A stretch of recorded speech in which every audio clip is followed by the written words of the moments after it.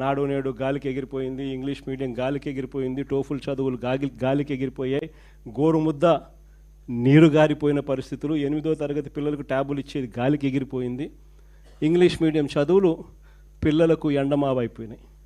సరే ఎన్ని పక్కన పెడదాం, నాడు నేడు పనులు ఆగిపోయాయి. సరే కాస్త ఇవన్నీ పక్కన పెడదాం.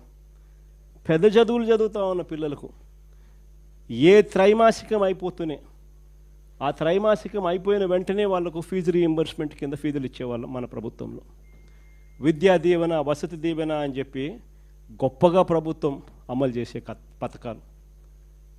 ఏ క్వార్టర్ అయిపోయిన వెంటనే ఆ క్వార్టర్. అలాంటిది మొట్టమొదటిసారిగా జనవరి, ఫిబ్రవరి, మార్చికి సంబంధించిన క్వార్టర్ 2024 మార్చి 16 ఎన్నికల కోడ్ వచ్చింది.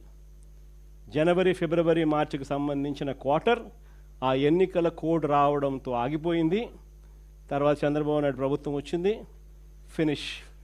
వసతి దీవెన ప్రతి ఏప్రిల్ 2024 ఎన్నికల కోడ్ వల్ల ఆగిపోయింది.